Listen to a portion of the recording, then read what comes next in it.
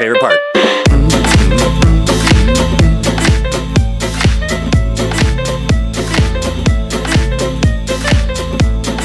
Well, it's ThursdAGE. Before I go on, can you hear me in the comment section of the chat? Because I need to know.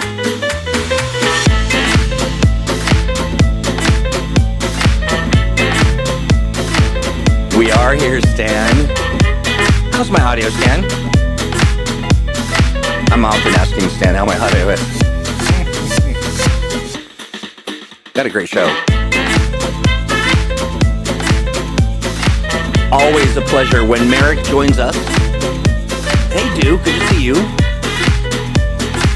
I'm getting no confirmation that. Okay, good. Stan says,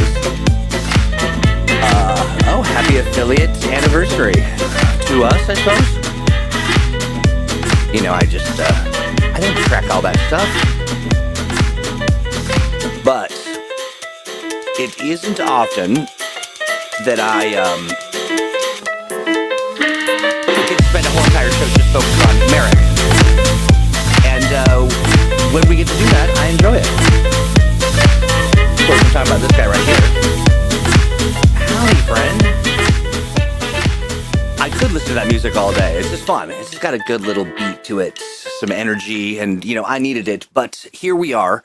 It's ThursdAGE, and now, Meric, you know ThursdAGE is a program where we get together and we talk about all things powered by the Adventure Game Engine. And you and I were talking maybe a week or so or two prior, something like that. It could be a month. Yeah, who knows? Time is weird soup. Yeah, it really is. It really is. But you had mentioned to me, you know, you've been doing the long-running Hellbreakers actual play where you are. You and your devil dogs, I believe, are cruising through the Cerberus system and causing all kinds of hell. That's right. They are the crew of the Hound of Hades. Oh, that's it, yeah. They are a bunch of silly gooses is what they are. One of my favorite live streams to watch. It is so great. It is very... it's just great. Everybody really gives, you know, their role play energy to it, and makes it a real joy. And you are also one of my favorite GMs. And so, you know, having you, when you said to me, "Hey, I did something kind of interesting. I put a little fantasy age in my Expanse," and I was like, "You did what?" Put a little peanut butter with the chocolate. Yeah. Right? Yeah. And I thought that was amazing, and wanted to talk about that. I also, hey, real quick, hey, Duke. Yeah, the music was a little louder than that I was, but hopefully you can hear us both really well. And time is a weird soup. I think we see a T-shirt in our future, Meric. You should get on that merch right away. That's a good merch one. Yeah, absolutely. Duke, he did what? Yeah, and so, you know, we've always talked about it. We've always talked about how, you know, the different lines work well, and you can borrow a little bit. And you see some people, they borrow, people love the churn, and they'll borrow that and kind of utilize that and Blue Rose. And there have been talk about, you know, Cthulhu Awakens and doing some of that over in the Blue Rose side of things. But I don't think I've heard of anyone mixing some of the, you know, the fantasy magic with the future tech of the Expanse. And there's some magic going on there, something. Talk to me about that process. Talk to me about what was that? So there's stuff that appears magic. Like, that's right. Yeah. Yeah. The glowy kind of magic-y kind of space magic. Yeah, exactly. Hey, David says hello. Hello to everybody that is watching. You know, and if you are watching for the first time, this is ThursdAGE, and we talk about the Adventure Game Engine stuff. I'm Troy, the disembodied guy who works for Green Ronin, and I get to invite cool people like Meric to come on and tell me all of their GM secrets, specifically related to this, the occasion to mix your fantasy age with your Expanse. So tell me all about it. Absolutely. I had to mirror my camera because as I was doing things, I'm like, things are where is happening? Yeah. So, okay. Hellbreakers is in season 3 right now. And when we did our session 0 stuff way back when, I knew that I wanted to run a game in the Expanse, like the RPG and the setting and everything, but I really wanted to pull like things from two other like really, really fun properties that I loved, and that was Killjoys and Cowboy Bebop. Okay, yeah. You know, I knew you were a Cowboy Bebop fan. Yeah. What were Killjoys? So Killjoys is like this wonderful, like low budget sci-fi one, like just great show about three bounty hunters on their own ship and sort of like wandering around in this little system called the Quad, and there's like a lot of class disparity, and they're kind of like sort of bounty hunter independent fascist cops who are like, ooh, you know, our organization is kind of bad sometimes, and they grow and they figure that out. But partway through, there's also like some weird alien stuff going on, and one of the characters gets like infected and does all this stuff and gets strange magic powers. Okay. I was like, cool. I'm gonna put that in secretly somehow if the players get to it.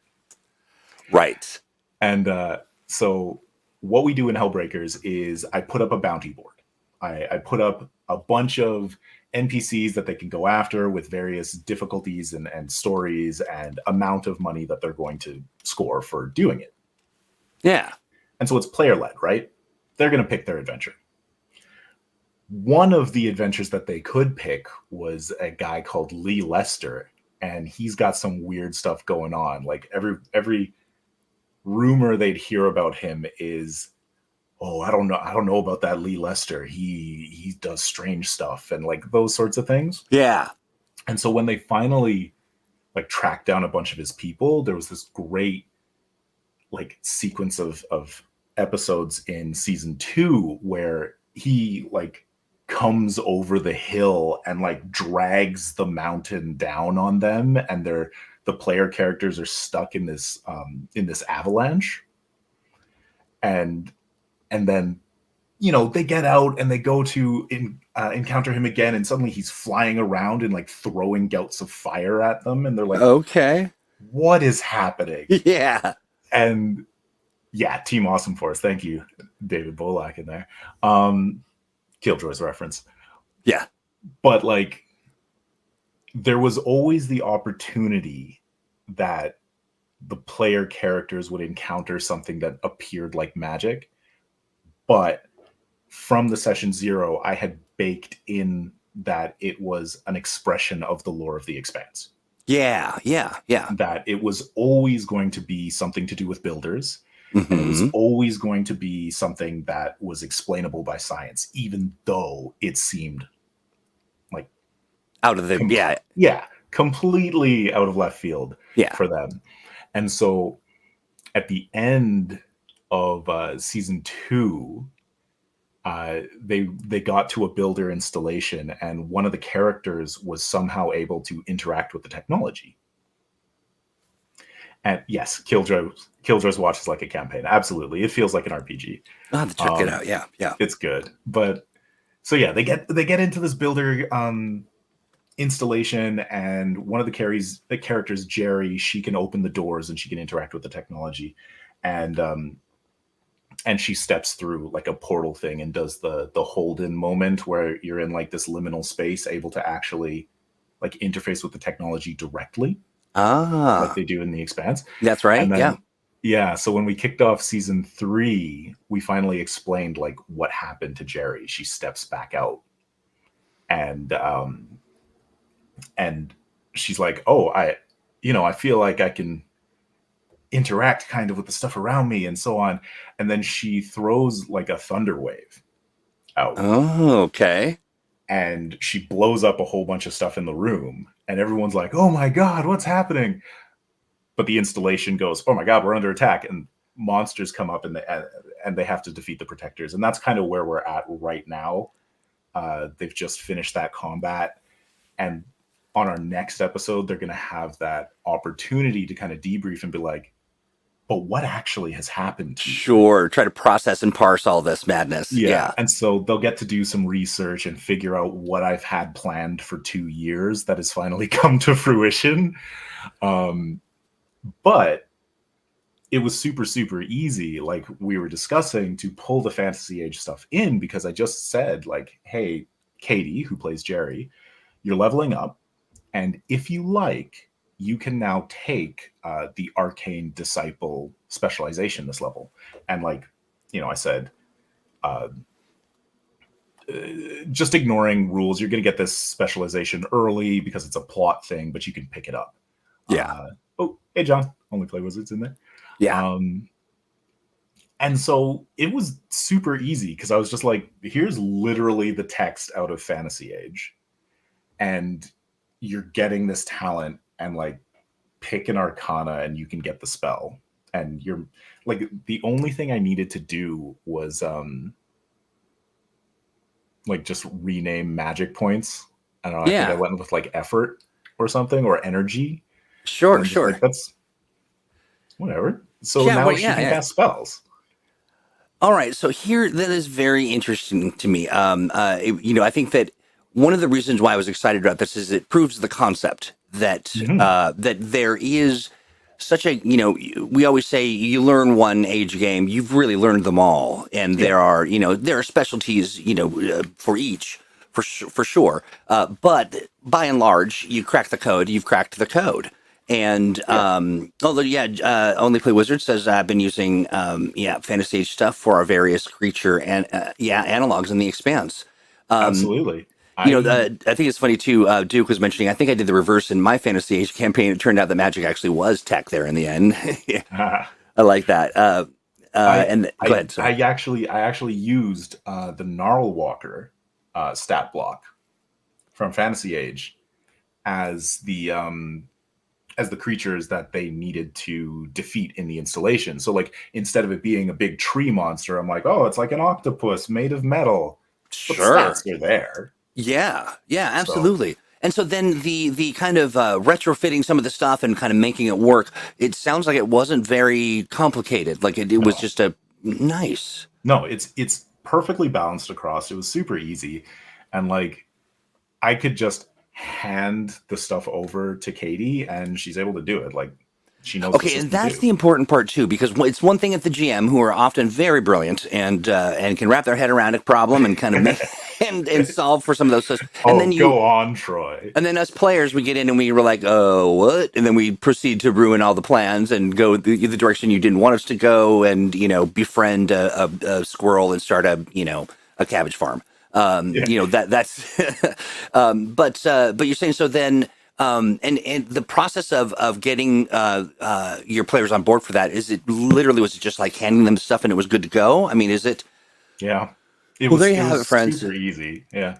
Hey, Jay Gray, good to see you, friend. I don't know if you know this, my friend, but we are on Facebook. We are on Twitch, of course. We are on YouTube, which is really the one that we prefer the most. And we are also streaming to LinkedIn. Streaming to LinkedIn. Wow, you're a trendsetter. We really are. Honestly, it feels subversive because that place is just dry as dirt. And so I figure, why not a little color? Why not a little fun? And it makes me laugh every time. But it looks like Jay Gray's here via Facebook. And so I question, Jay Gray, your commitment to LinkedIn altogether. But yeah, so good to see everybody in chat, by the way. And I see that, we are topping out. Well, we've got a lot of people watching, quite a few, and that's exciting. And I want to remind folks, hey, if you are hanging out, if you're on Twitter, if you are hanging out on Facebook, if you're on LinkedIn even, make sure you give us the hearts or the thumbs or whatever it is that you've got, and give them all to us. Share the link with somebody that you care about and you think would enjoy listening to this wonderful program.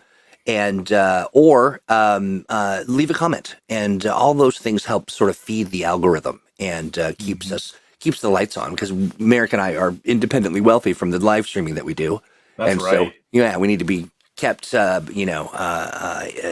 living our lives commensurate with the wealth and bounty that is our pantry. Like, all the ramen that I'm eating. Let's see. Tempo has a really good question for you. It's would Hunter X Hunter be a good fit? The powers aren't too overpowered, like in Mutants and Masterminds, maybe. I unfortunately have never seen the anime, so I couldn't know. Yeah, I'm not familiar with it either. I mean, I've seen the name before, but it's not something I've watched. I've seen pictures, but I've never watched it. Yeah. So you know what I need to do is I need to go into more Cthulhu Awakened stuff and get more like of that modern. Yeah.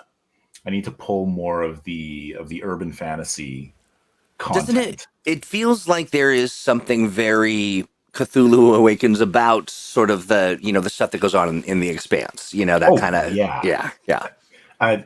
John and I have talked about this a lot. That like eldritch horror stuff in the Expanse is perfect. So yeah, and I want to look.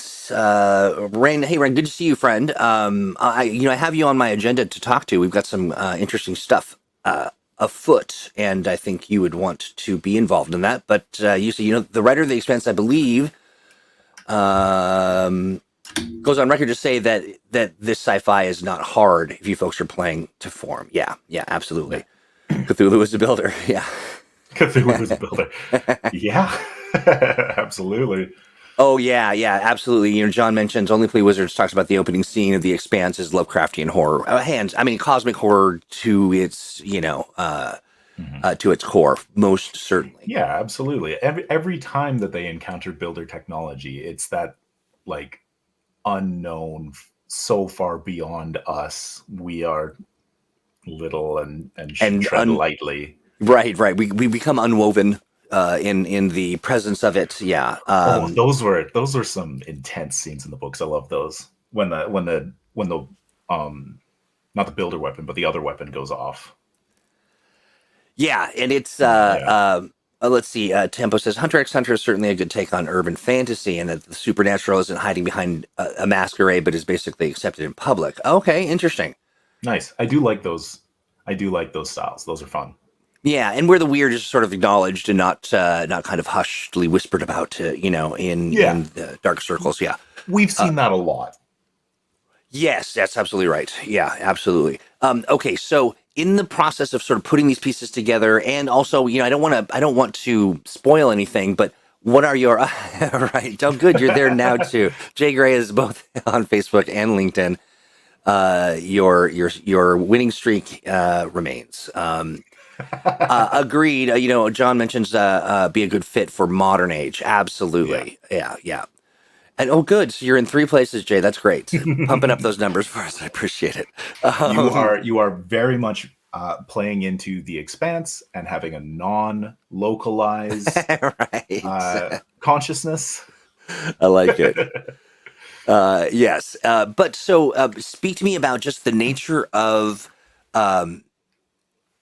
getting things ready to share and how you go about it. And you are one of the most prepared GMs that I've worked with. Now, I don't know if it's because you fake it, but it is.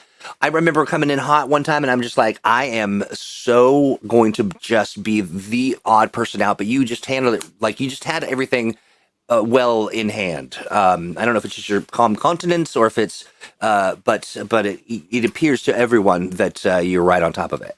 It's a facade. No, I do. I have been running games for like almost 20 years now, and I have been what I would say is professionally running games on podcasts and streams and stuff for 7 years now. And what I did through the podcast was very intentionally tried to figure those things out. And I did a bunch of reading and I picked up things. And some of my favorite stuff is the Lazy Dungeon Master style. Okay. Like that book, super, super good. I love Return of the Lazy Dungeon Master. And so my prep stuff is still like mostly kind of cribbed from that, where I have, a strong start. I have a couple of scenes that I have outlined. I have a couple of secrets and clues that I've got going. and I've got a couple of locations that I have set up. And then from there, I just follow wherever the players are leading, and then I feed them the secrets and clues. And if they say, where are we going to find this? I tell them at one of the locations I planned. And it just pulls it all together. So that's kind of I the dig secret it, that I do. but I And think then, there's some. Oh, go ahead. Sorry. and then there's also the Rook and the Raven prep book. Oh, sure. Yeah. So Yeah. I'm taking notes in this all the time and able to cross-reference and stuff. But Yeah, and that's sometimes where I fall apart is the note taking, because I take a lot of notes, then I go back to read them, and I'm like, what am I what was doing? Why has a demon just appeared? I've summoned, like it's just wildly difficult to process. But one of the things that I really appreciate about how you coordinate stuff is that you really are, and I suppose that's a testament to your experience in just doing the stuff. Is you're not often shaken by what the player is doing, and you really go, I don't know about that. Like you have a really good way of saying, I know what you're trying to do, but we're not doing that. Or you'll even say, yeah, I'll let you roll the, this alternative approach because it might apply. Mhm. And so I think that I suppose that it is that approach to GMing that also makes it really easy to sort of incorporate some elements that aren't necessarily baked into the product. Yeah. How does a person get to that point? I mean, like, what is the outside of reading and being, and reading up on being a lazy GM and all that good stuff? Is it just a matter of doing it? Is there some philosophical kind of approach? Oh What's the yeah, magic? Yeah, tell me about it. absolutely. The magic is there any reason why I should say no here? Uh, Because most of the time there isn't. Like I love the fact that my players come up with ridiculous things. yeah. I mean, I have written a novel before. That's not what I'm doing. I'm here to play a game with my friends who are going to throw weird curveballs and do strange things. And like that's the most exciting part for me. And like I want them to live out the fantasies that they are excited about in the Expanse. Yeah. And like so like when you came in and guested on our Rock and a Hot Place one shot, Yeah. and you're coming up with cool things and stuff going on, like yeah, let's roll into that. It's not in the text. We're just going and we see where we land. That's right. And that I think too is so enjoyable. That little, especially if you're doing it in good faith, the competition that you have with the GM to try to like, okay, but what about this? And what about that? Because that Yeah. they're they are the antagonist. And also, but then to acknowledge that there's a story unfolding, and you need to engage with these elements and the friction that pops up as the story unfolds. And you do a Mhm. really good job of that, which is why I was Thank you. so excited that we could talk a little bit more about sort of blending the various mechanisms that you would find in Age. And Yeah. so when you thought of that, what was the process that got you to Fantasy Age? I mean, was it always just kind of Mhm. there because you know about Age games, or talk to me about that? Yeah. Well, first, before I get to that and answer the question, I just want to Yeah. shout out my players and say that like the cast that I get to play with are also just awesome, and they're also keeping their eye on the ball, being like, this is a game that we are playing together, and Yes. they want to have a fun time. Like that's I love so the back important and of forth, the having yes that and group. that they have. Yeah, it's so good. And they really also, they like to tee each other up, which I think is They really do. fun. They Yeah. also really like to tease each other because in our most recent episode, Mhm. uh, so Katie is getting the magic powers, right? Yeah. And Patrick is like, I want those too. And so he keeps trying to do the things and he's not sure if it's going to be successful. And Katie is out of character being like, don't let Patrick get this. No. Right. This is my And thing. just chirping out of it. It's hilarious. But like, yeah, I definitely had considered, I do want some sort of magic system that I'm going to implement if the players go in that direction. And I had a vague idea that I would pull in some like Fantasy Age or Dragon Age stuff. And then when second edition Yeah. Fantasy Age came out, when I went through that, I was like, no, this is perfect. This is exactly what I need. This is great. Like, I'm just gonna lift this whole cloth. And Yeah. like, what did I do? Like, I typed it up, and it's really funny. It's the specialization is Builder Deviant instead of Arcane Disciple. Nice. And the last sentence is, these abilities come from redacted until the Hellbreakers discover the explanation, which is part of what I sent to Katie, which was super fun. But yeah, like, it's so easy to just pull these things out and slot them together. Everything is balanced together. Like, the designers have done a great job with that. They really have, and they do work really closely, and they talk about, I mean, you know, each of the Age developers spend time working on each other's, you know, lines and making contributions and writing up segments and sections and things. And I will say one of the most, I'm going to try to get this as a public event, but one of the most enjoyable things to watch is the creative force that's built up when they all sit down to talk. And they Cool. it's like this secondhand kind of, not secondhand, it's like the second nature, like they know it so intimately that they're already kind of 4 or 5 paces ahead of the, you know, of the dialogue. And it's really heady. It's fun to watch, and it's also fun to see what comes as a result of that, and to see people playing and engaging with it is pretty darn exciting. Yeah, I'm hoping that I get to do a little bit more design and writing in Age coming up. So right. we'll see what the year holds. That's right. And this is going to be a very interesting year. I want to take a quick break to talk about something.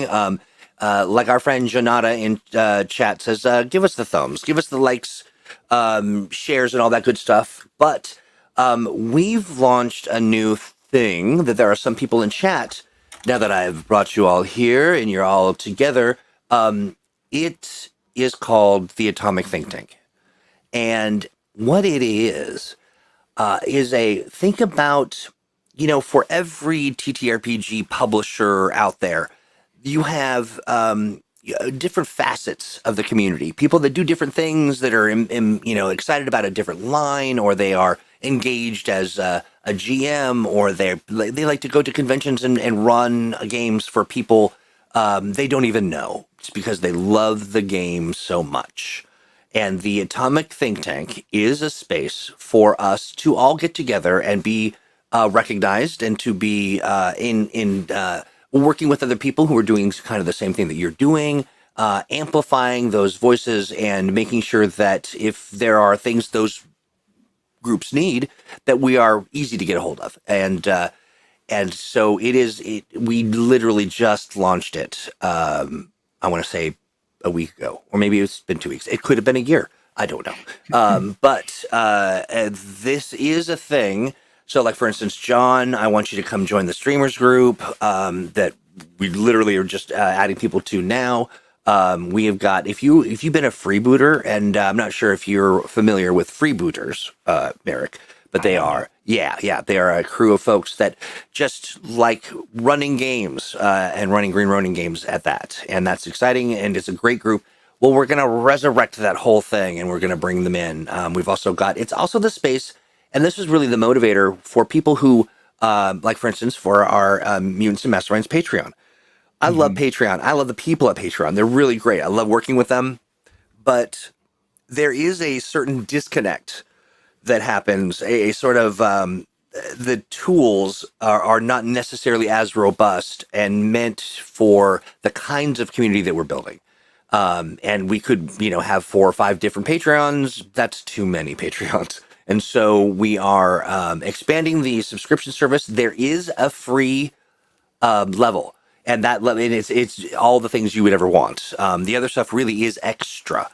Because, you know, we like to be extra, and there is so there's a lot of things going on, and it is not quite ready for prime time, but it will be very soon. And so if any of the groups that I had mentioned, if you fall into those categories, or you're like, hey, I really want to be involved with that, send a note to Let's Play at greenrenine.com. You can also, if you've got it, you can email me direct and let's get you plugged into that.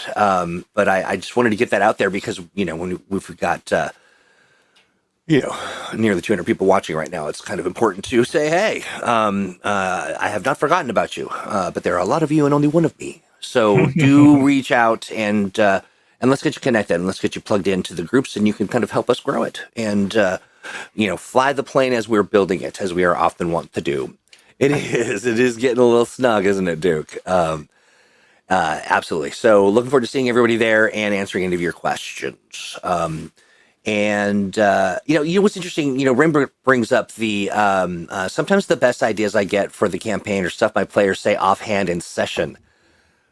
That is one of my favorite things. So way back in the day, Meric, I was a what they called a seer, or an ancient seer in my case, for Ultima Online. It was. You played Ultima Online? I did, yeah. Crazy amazing. Played it. Like I was real into it, and so basically they'd give you this role, and what we would do is just basically come and we would tell stories and be able to spawn monsters and magic items and all kinds of stuff, and it was a blast. And one of the challenges that I created for us to kind of, as an event that we could run would be the I don't know what I'm doing event, and I'm going to let the players tell me. And so you basically just like at one point I became I was a gazer. They're bad. They're never nice. They're never friendly. But there was this gazer suddenly floating around in a town and just being curious about what was happening. Not mean, but curious and but also imminently killable. And because I was a monster, I was flagged as a monster. I just wasn't attacking anybody. And I know, right? Way back machine. And it turns out that really, Ultima Online is the, I would say actually Diablo and then Ultima Online were the cause of my, now I just work in video games or tabletop roleplay. Like it's all got to be hobby related or I'm out. So I think this, I have to go back into the brain and remember all of this, but I think I went to, a store to pick up an MMORPG of the time that was really big, and I can't remember its name right now. I think it started with an E. But anyways, it was like Neverwinter. Okay. No. EverQuest. EverQuest. It was EverQuest. Yeah. I went to pick up EverQuest, and then I saw Ultima Online on the shelf instead, and went, well, that actually looks kind of cool. We picked it up, and my friends and I joined it really towards the end. A lot of people were leaving the game. And so if you just went to a bank in a main city, you would randomly find somebody saying, I'm shutting down my account. Here's all my stuff. Yeah. And we just would sit there and get their stuff. And two fun stories out of that. One of my friends got a whole bunch of stuff, including a deed to a house in what was the bad realm, Feluca? Yeah, that's right. Because they did the mirror realms where there's the good and the bad. Yeah. And so he popped in to Feluca. Yeah. And was immediately ganged, just killed, right. All of his stuff taken. And it was horrific for us little junior high kids. But the one thing that I always remember so much about that is hilarious because it's also community based, but it was a role play server and somebody had a casino. It was called the Paradise Casino. And I started chatting with these players who'd been around for a long time, and I got a job at the casino as my character. I would wait tables and run games, and I use that in my RPGs all the time, and it actually showed up in Hellbreakers. The Paradise did it Casino. really? Yeah, it's on Agia. They were there in the second season. There may be a contingent of folk that listen to the history of sort of this stuff and go, "What?" But honestly, some of the most fun and you were kind of there towards the they wanted that old timey UO feel. The whole ganked at the crossroads kind of kind of situation. I'm telling you how many times I spent just haunting it's just bad. From that, and also just moments where someone would say, here, here's the key to my home. I'm giving it to you, Yeah. to a new player who didn't know anything, like, you know, and they're like, oh, great, Exactly. here's my 200 gold for the, How do I find it? and Oh, I love that game. instead what it is a key ring that has so many keys on it that if you click on it, it fills you up and you can't go anywhere because Oh it just no. loads you down. It's just That one I insidious. don't think happened to me, but Oh yeah, yeah, really but good times. what a Yeah, wonderful memory to pull out. Thank you, yeah, Troy. yeah. You're very Ultima welcome. Online was wonderful. You know, and it's funny, all of the people that I know that were seers and or that got involved with Ultima Online to the degree that they were signing up to be bartenders, you know, to role play. I did the same thing for a, you know, for a bar, and then there's another. I mean, we actually, what we did is we split up the whole region into war zones where we were fighting for land, and it was something else. It was ornate, to say the least. But all of those people are working in the industry, either in the TTRPG space or in the game space. Because I think once you're hooked, once you got that taste, you just got to keep doing it. And there's something really magical about storytelling in general. And when you find that right mix of good faith engagement, of understanding, and also seeding over, like, you know, hey, I'm going to let Ocean's 11 in space, And a little bit of mischief too. Like, yeah, even when you get even when you get ganked, even when you get a practical joke played on you, you're like, this was fun. There weren't huge consequences, and now I feel kind of like I'm on the inside. I mean, yeah, don't get me wrong. There are moments where I was like having a rage stroke over something, but by and large, looking back on it, it was Years fun. later, you think, oh, that was good. Right? Yeah, those are the good times. Absolutely. Oh, good. Yeah, Final Fantasy. Yes, absolutely. Final Fantasy was just it passed me by. Was not an IP that I really got into. So speaking of, one of the things I think that's really important about, you know, sort of being ready to strike when inspiration, kind of reveals itself to you, and it's kind of keeping your head in the game, like immersing yourself in today's, you know, sort of fantasy stuff, or even taking a trip back to Ultima Online and thinking about those times, and you know, kind of the underpinning motivations for all the magic that happened there.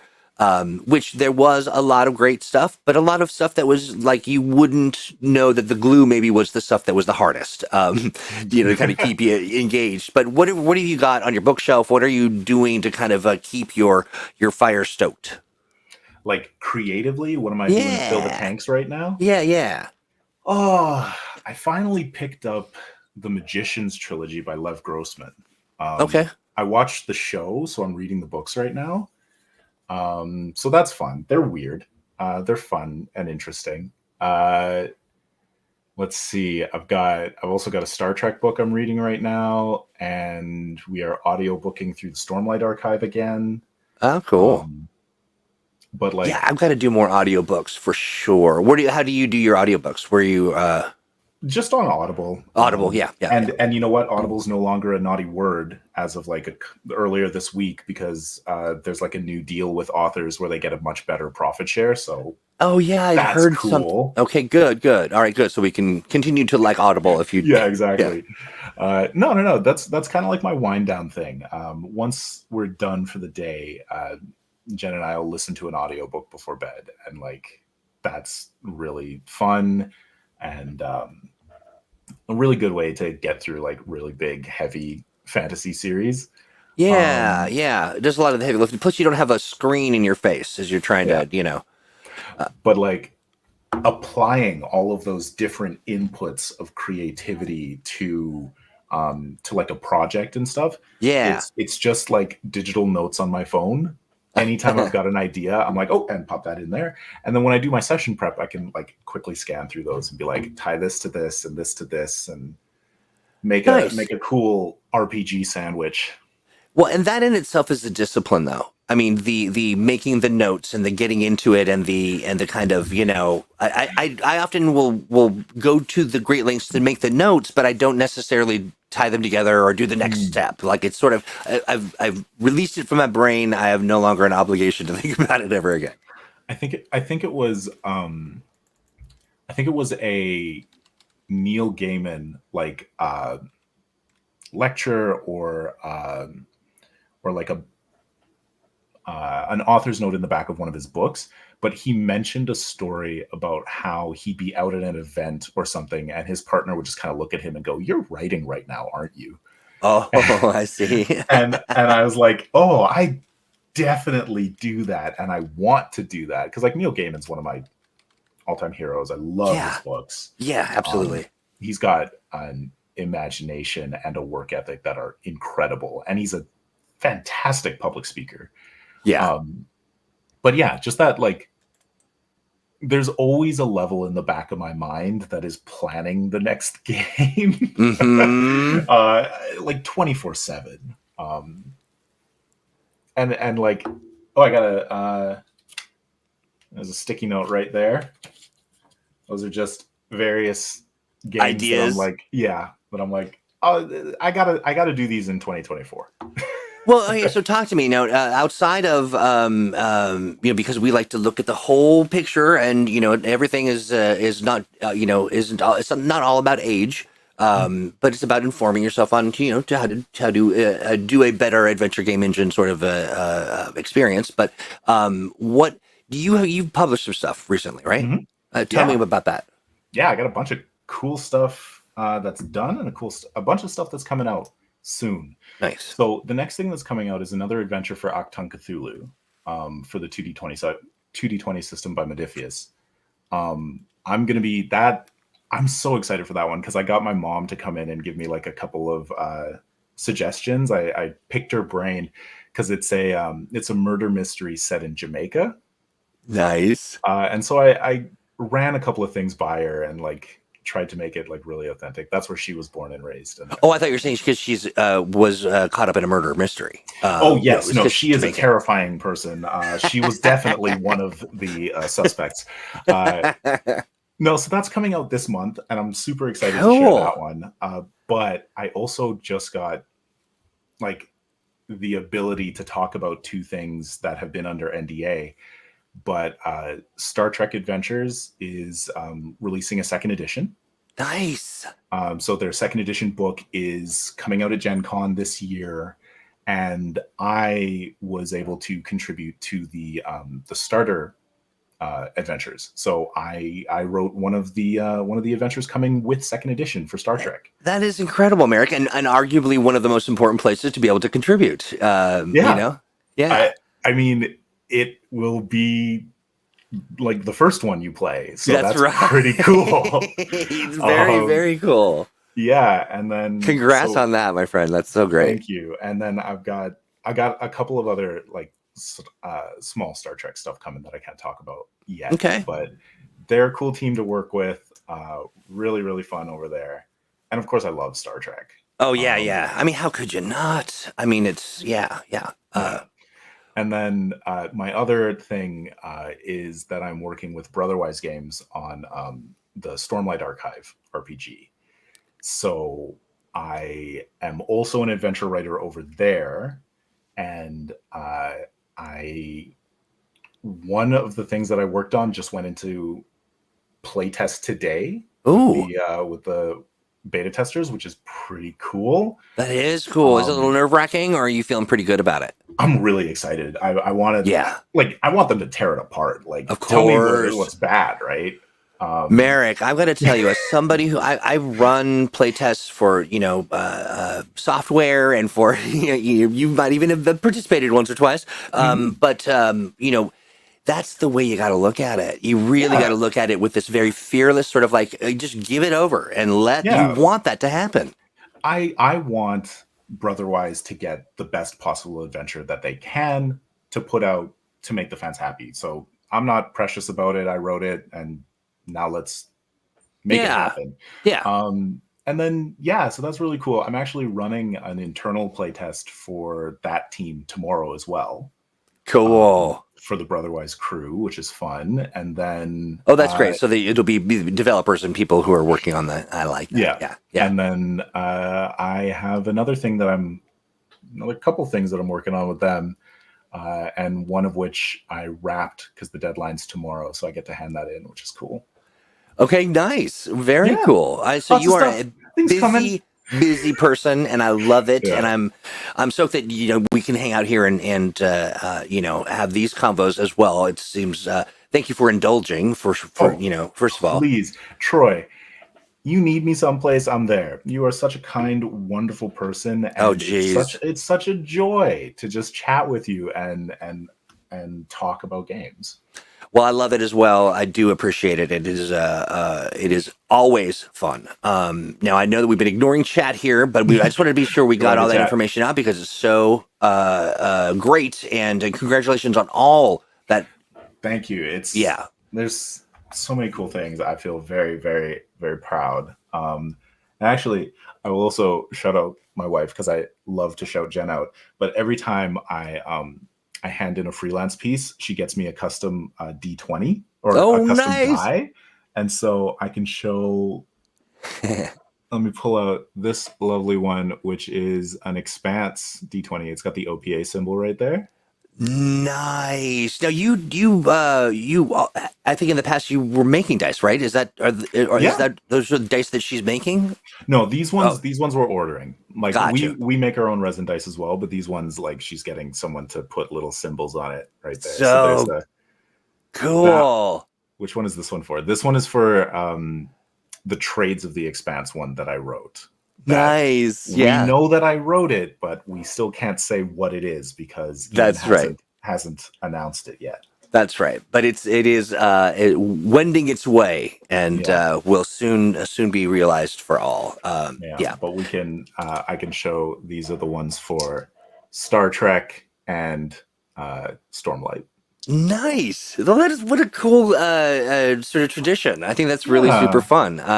Now I wish upon you a 1,000 dice. Do you have to display? exactly. Right. Just all the dice. All the dice in the world. I love this tempo. Says Star Trek is just Blue Rose and sci-fi modern age. Hey, I Hey, mean, it works. I do like the sound of that. Now, SC Terran Marine asked, would psionic tech be considered magic tech? I guess it depends on the setting. yeah, I guess it does. And Tempo psionic tech. asks, just how much? Reskin it. Do it. Yeah. Yeah, why not? Huh? Just how much are fantasy magic and science fiction technology mixed in the fifth season? Oh, You that's are you interesting. are you know more about the. I've not. I've started the first book and it is lengthy. It's a big one. Yeah. Uh, I don't know if Temp over here is a reader of fifth season, and I can't speak to what the RPG has done. Yeah. But if you're reading fifth season, there's some strong intertwining there in the novels. Yeah, that's So great, and that will be basing or have based there are other things in the works right now as far as development goes, but yeah, so the answer would be a lot. yeah, I can't wait to see more about the fifth season stuff that y'all are Yeah, doing. yeah, me I'm too. pumped. I'm So really pumped. excited about it, and it's it continues again. It's one of those things, kind of wending its way through the process and being developed. But Duke says there are never enough dice. That is very true. Hey, I wanted to, Owen Casey Stevens. Yeah. Owen is, interestingly enough, this ThursdAGE is a result of Owen Casey Stevens. I have been Hmm. the benefactor of Owen's brilliant advice. I mean, really one of the best. In the past, we at Gen Con and the like, we would set up a consulting table for people to come and sit down and ask anything.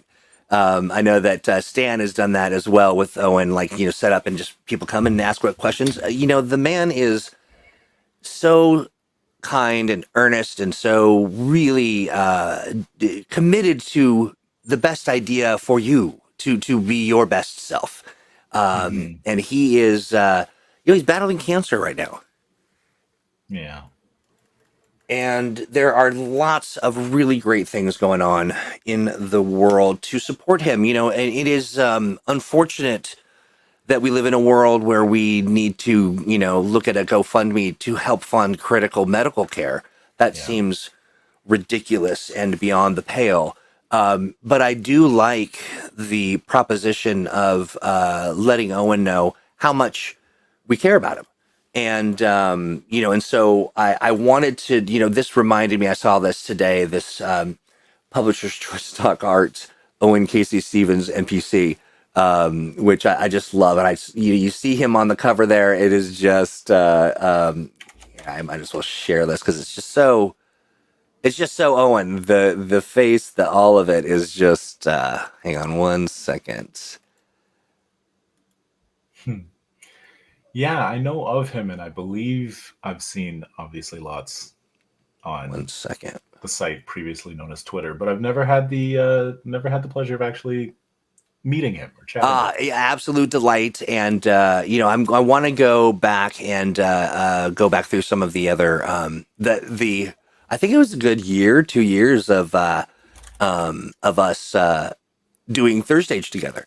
Owen is so sweet and he's so conscientious as well. And I'm a little bit of a live wire in that I just, I tease and say some funny stuff, and he can just get like, so, one of my favorite things was a segment that Owen and I did. Hey, Owen, stat this, where I would create these just horrible monsters, or these misshapen. Squatch came from? Adjacent for sure. That was more of a Mutants and Masterminds Monday thing. But there's been some crossover because Owen also, for Thanksgiving does like these terrible Thanksgiving table monsters. Like stats up an undead turkey or the turducken or something. Nice. It's really great stuff. But I dropped the link in chat for folks to check this out. It is very much. Thank you very much. RPG Alliance says happy affiliate anniversary. We love RPG Alliance. They're only a couple of hours away from us. Oh yeah, okay. They're great. I'm awfully fond of them. Very, very much so. They're a great crew, and we'd certainly love to support them whenever they got some going on, and they always throw great events. Really cool. Let's see. That's right. Yeah. And I don't want to speak out of turn, but there will be other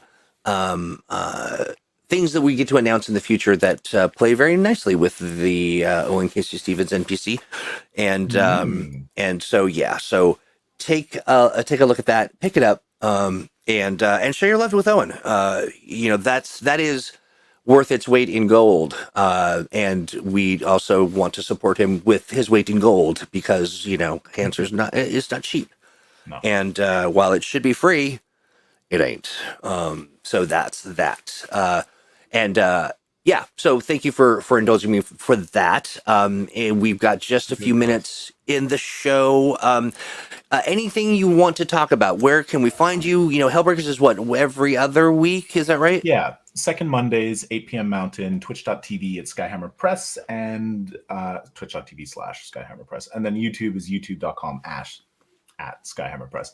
I do want to answer SC Terran Marine's question in the chat. Are any of the Elder Gods in the Achtung Cthulhu game? And yes, they certainly are. And my adventure that's coming out hopefully this month,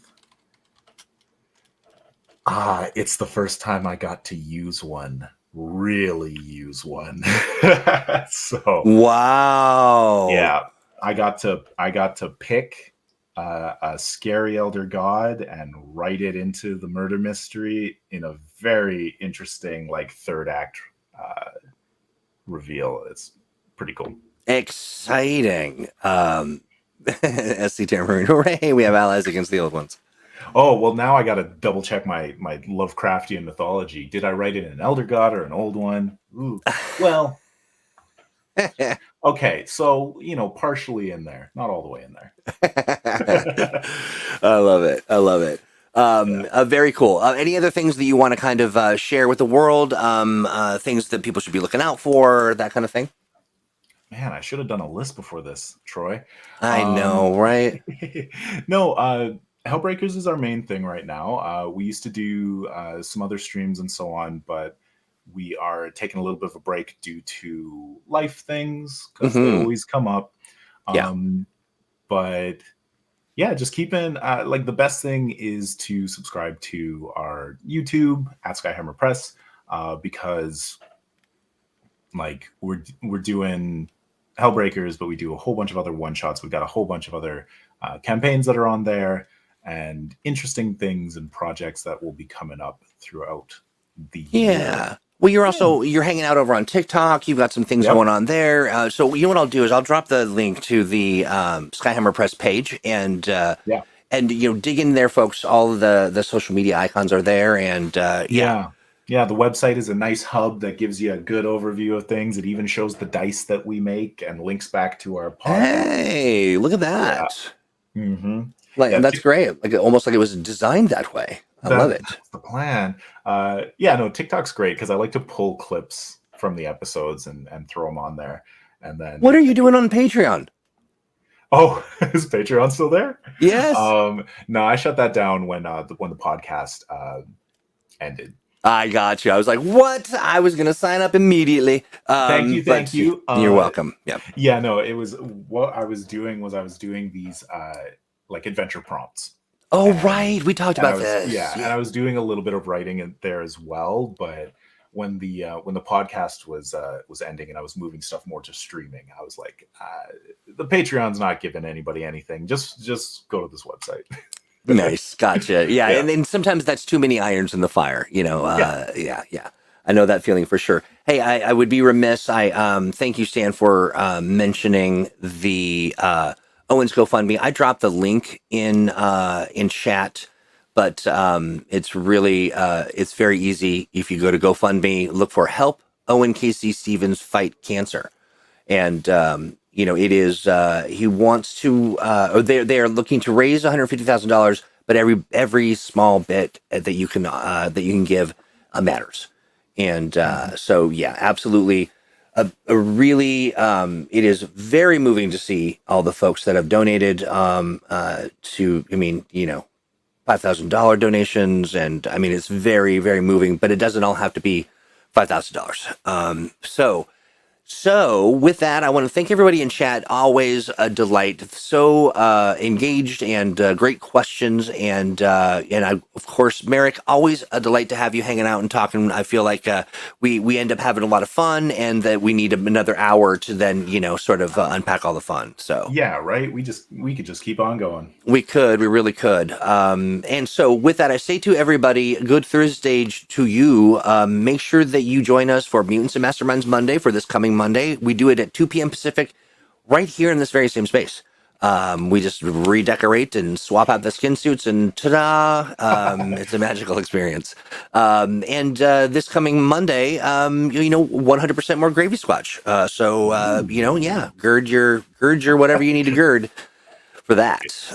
Gird your gravy bladder. You're welcome, Mr. Terran Marine. Yeah, thanks everybody, and thank you, Troy. Hey, my pleasure. All right, everyone. Take care. Bye-bye.